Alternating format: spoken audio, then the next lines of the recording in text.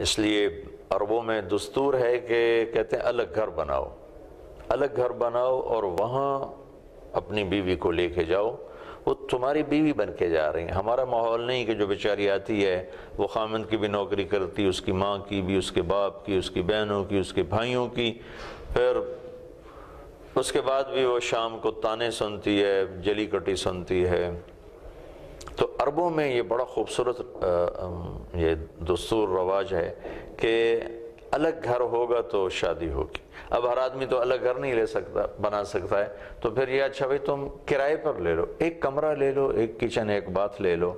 یہ پورے عرب میں یہ دستور ہے کہ بچی کی رخصتی اس وقت ہوتی ہے جب اس کا خامند اس کے لیے کوئی جھونپڑا خیمہ الگ لگا لے، پھر ہوتی، ورنہ وہ ایسے نہیں کرتے۔ یہ بہت خوبصورت چیز ہے۔ ہمارا جوائنٹ فیملی سسٹم بھی بہت خوبصورت چیز ہے، اس سے بھی زیادہ خوبصورت ہے کہ انسان ہر وقت کی مدد کا محتاج ہوتا ہے، بشرطے کہ اس میں وہ نہ ہو جو آج ہمارے گھروں میں ہو رہا ہے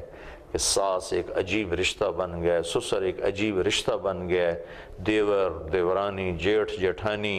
یہ ایک عجیب و غریب خوفناک، یہ تو بڑے خوبصورت اور پیارے رشتے تھے لیکن انتہائی خوفناک رشتے بن چکے ہیں اخلاق کے نہ ہونے کی وجہ سے اور اللہ کے محبوب کی معاشرت کو نہ جاننے کی وجہ سے۔ اور شریعت نے اس کی تائید کی ہے جو عربوں میں ہو رہا ہے کہ یہ عورت کا حق ہے کہ خامند کے لڑکا اپنی ہونے والی بیوی کو الگ گھر دے، وہ مطالبہ کرے مجھے الگ گھر چاہیے، اگر یہ توفیق اور استعداد اس کو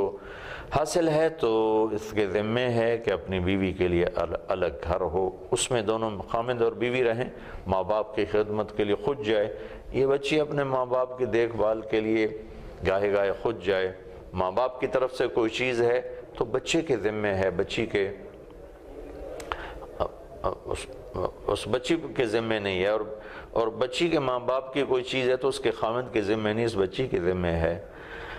اچھا، اب یہ ہے کہ بھئی بعض کے اکثر لوگ ایسے ہیں جو الگ گھر لے کے نہیں دے سکتے، تو پھر اس کے لیے شریعت نے یہ قاعدہ بنایا ہے کہ ایک کمرہ اس کو الگ دے، ایسا کمرہ جس کی چابی اس بچی کے پاس ہو، جس میں اور کسی کا دخل نہ ہو، ایک باتھ روم ٹوائلٹ اس کو دے جس میں صرف وہی استعمال کرتی ہو یا اس کا خامند اور کوئی استعمال نہ کرتا ہو، اور ایک کچن اس کو الگ دے جس میں صرف وہی کام کرے اور کسی کا اس میں دخل نہ ہو۔ یہ تین چیزیں ضروری ہیں۔ بعض اوقات گھر میں اتنی گنجائش نہیں ہوتی کہ کچن الگ کیا جائے، تو ایک چولہا لا کے دے دے ایسی جگہ کہ بھائی یہ تیرے لیے میں لایا ہوں، یا از خود خوشی سے مل کے کوئی رہنا چاہے تو یہ تو بہت اچھی بات ہے، اور آپس میں توڑ نہ ہو، الفت و محبت سے ہو۔ لیکن عام طور پہ یہی چیزیں ہیں جس سے لڑائیاں شروع ہوتی ہیں، یہ چھوٹی سی چیز ہے بہت بڑا بم بن جاتی ہے، تو شریعت نے اس کا سد باب کیا، کمرہ الگ دو، کچن الگ دو، باتھ روم ٹوائلٹ الگ دو،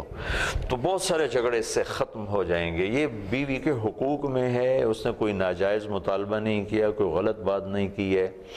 اس نے صحیح آپ سے مطالبہ کیا، یہ اللہ اس کے رسول کا مطالبہ ہے، اللہ اس کے رسول کی بتائی ہوئی بات ہے۔ تو جتنا اس رشتے میں خارجی رشتے کم داخل ہوں گے اتنا یہ رشتہ مضبوط ہوگا، اور جتنا اس میں آپ باہر کی سنو گے، کبھی اس کی کبھی اس کی، اتنا آپ کی تلخیاں بڑھتی جائیں گی، محبت نفرت میں تبدیل ہو جائے گی۔ پھر ہمارا معاشرہ ہے کہ سننی تو پڑتی ہے، تو اگر تمہیں سننی پڑ جائے تو میں دیکھو تم سب کے سامنے ہاتھ جوڑ کے کہہ رہا ہوں کہ پہلے اپنی بیوی سے ضرور پوچھ لینا، اور بیوی اگر ایسی سنے خامند کے بارے میں تو ان کے سامنے بھی ہاتھ جوڑتا ہوں، اپنے خامند سے ضرور پوچھ لینا۔ 95%، 99% باتیں جھوٹ ہوتی ہیں، غلط ہوتی ہیں یا غلط فہمی ہوتی ہے، لیکن عام ماحول میں یہ ہے نئی تحقیق کرتے اور آتے ہی چڑھائیاں کر دیتے ہیں، اور کیا سے کیا کر کے اپنے گھر کو خود بگاڑ کے بیٹھ جاتے ہیں۔ مجھے فون آیا جاپان سے، تو پتہ نہیں کون تھا، کہنے لگا مولانا طارق جمیل صاحب بول رہے ہیں، میں کہا جی بول رہا ہوں، تو اس نے ایک دم زار و قطار رونا شروع کر دیا، دھاڑیں مار کے، ہچکیاں بند کی۔ میں نے کہا میرے بھائی کیا ہوا؟ کہنے لگا کاش میں نے آپ کے بیان آج سے 5 سال پہلے سنے ہوتے تو میرا گھر ٹوٹنے برباد ہونے سے بچ جاتا۔ میرا گھر ختم ہو چکا ہے، میری بیوی جیپنیز تھی، اس کو مسلمان کیا تھا، اور 5 بچے تھے، تب وہ مجھے چھوڑ کے چلی گئی ہے، بچے بھی لے گئی ہے، لیکن میں اسے قصوروار نہیں قرار دیتا۔ میں مجرم ہوں، مجھے نہیں پتا تھا گھر میں زندگی کیسے گزارنی ہے، بیوی بچوں کے ساتھ کیسے چلنا ہے، تو میں نے اپنے بد اخلاقی سے اپنا گھر اجاڑ دیا۔ کاش آپ کی یہ باتیں میں نے آج سے 5 سال پہلے سنی ہوتی تو میرا گھر بھی اجڑنے سے بچ جاتا۔ ایسے کتنے گھر ہیں جو بچ سکتے ہیں اگر یہ تھوڑا سا ہم احتیاط کر لیں، تھوڑا سا سلوک اچھا کر لیں، بول میٹھا کر لیں، مسکرا کے ملنا سیکھ لیں، ناگواریاں تلخیاں اندر